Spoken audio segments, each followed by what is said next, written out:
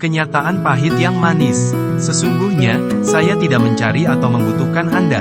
Demikian juga sebaliknya, Anda pun tidak mencari atau membutuhkan saya. Kita mencari seseorang, karena di dalam diri orang tersebut ada kemampuan yang diinvestasikan Tuhan, di mana investasi tersebut kita butuhkan demi membangun dan melengkapi hidup kita, sehingga hidup kita menjadi maksimal. Misalnya, Anda sedang membangun rumah, maka yang Anda cari adalah ahli bangunan. Meskipun di sekitar Anda ada banyak orang, Anda tidak membutuhkan mereka, jika mereka bukan ahli bangunan. Demikian juga jika AC Anda bermasalah, Anda pasti mencari teknisi AC yang handal. Anda tidak membutuhkan sembarang orang. Demikianlah selanjutnya. Jadi, yang kita cari sesungguhnya adalah investasi Tuhan yang ditempatkan di dalam diri seseorang guna memenuhi kebutuhan masing-masing kita. Kata kuncinya ada pada dua kata, yaitu kebutuhan dan memperlengkapi. Dengan dasar pengertian ini, maka kita harus setuju, pertama, Tuhan tidak pernah menjadikan manusia menjadi follower atau pengikut. Kedua, Tuhan menjadikan setiap orang istimewa, penting, signifikan, atau istilah lain setiap orang adalah pemimpin, yaitu pemimpin di wilayah keahliannya masing-masing.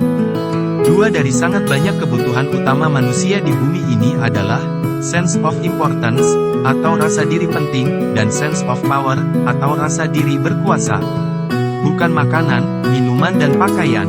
Sebab hal-hal ini dicari oleh orang yang tidak mengenal Tuhan. Jika di dalam diri seseorang tidak ada gairah untuk mencari dan memaksimalkan rasa diri berharga dan rasa diri berkuasa, maka orang itu disebut malfungsi. Dalam bahasa umum disebut sampah masyarakat. Mengapa demikian? Karena dengan sangat jelas Tuhan sendiri berkata kepada dirinya sendiri ketika hendak menjadikan manusia, baiklah kita menjadikan manusia menurut gambar dan rupa kita, supaya mereka berkuasa atas bumi beserta segala isinya. Tuhan menetapkan manusia sebagai penguasa bumi, bukan gembel. Itulah sebabnya Tuhan berkata bahwa yang pertama dan terutama harus dicari manusia adalah kerajaan dan kebenarannya.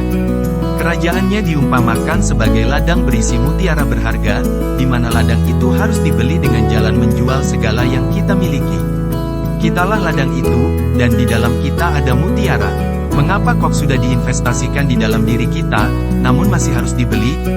Karena demikianlah prinsip kerja kerajaan sorga. Mutiara itu adalah berupa potensi. Sedangkan menjual segala milik artinya adalah mencurahkan semua waktu, tenaga, pikiran dan hati kita untuk mengasah potensi tersebut sehingga berkilau laksana mutiara.